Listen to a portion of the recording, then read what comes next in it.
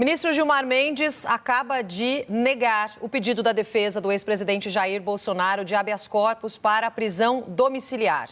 A gente lembra aqui, de acordo com a informação apurada pela nossa equipe, informação da Basília Rodrigues, o ministro Alexandre de Moraes tinha se declarado impedido para julgar esse pedido de prisão domiciliar. Informação desta madrugada, decisão de ontem à noite. E aí, Alexandre de Moraes enviou a Gilmar Mendes o pedido de prisão domiciliar de Bolsonaro. A decisão, portanto, caberia a Gilmar Mendes, que analisou esse habeas corpus apresentado em favor de Bolsonaro e acaba de negá-lo. Então, está rejeitada mais uma vez a possibilidade de prisão domiciliar para o ex-presidente Jair Bolsonaro. Ele que foi transferido nessa semana para a Papudinha, para uma cela com maior espaço, com algumas questões que tinham sido solicitadas pela própria defesa.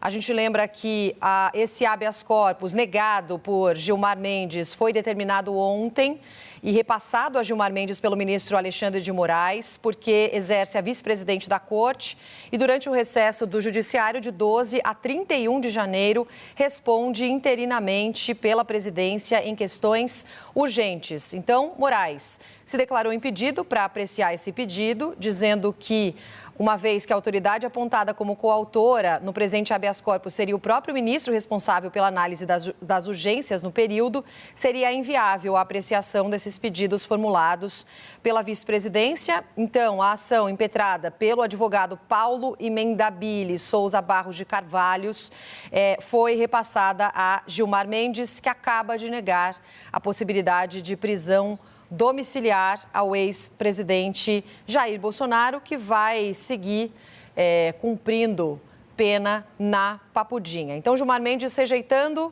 pedido de prisão domiciliar de Jair Bolsonaro do Supremo Tribunal Federal, rejeitando o pedido formulado pelo advogado para tentar garantir a prisão domiciliar.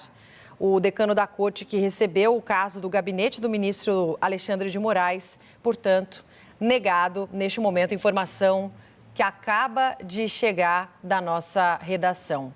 A gente daqui a pouquinho vai colocar o documento, tá, dessa decisão, dessa rejeição de prisão domiciliar, pedido que tinha sido movido pelo advogado, que também se identifica como especialista em harmonização orofacial, estética corporal, odontologista e biomédico, o advogado Dr. Paulo Emendabile.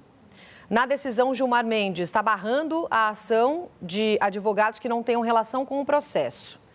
Ele diz o seguinte, a decisão desenvolvida no citado precedente pode ser reportada irrestritamente ao caso em apreço, de modo a evitar que pretensões movidas por terceiros acabem por repercutir de maneira indesejada na estratégia defensiva do próprio paciente, o que revela a subversão dos institutos aplicáveis. Então, Mendes, que assumiu essa relatoria por uma excepcionalidade, o ministro destaca na decisão que a jurisprudência da Corte não permite que a decisão de ministro seja contestada dentro do tribunal sem respeitar o juiz natural do caso, ou seja, que o questionamento inicie pelo gabinete do autor da decisão, no caso o Alexandre de Moraes. Portanto, somente ele poderia analisar pedidos de soltura ou prisão domiciliar de Bolsonaro. Tem mais um trechinho aqui. Cumpre destacar também que o presente habeas corpus nem sequer foi impetrado pela defesa técnica do paciente, o ex-presidente da República. Sobre esse fato do habeas corpus ter sido movido pelo doutor Paulo Emendabile, advogado, que também é especialista em outras áreas e não tomava conta do processo nessa área até o momento. Deixa eu acionar nosso Yander Porcela. Tivemos a decisão, Yander.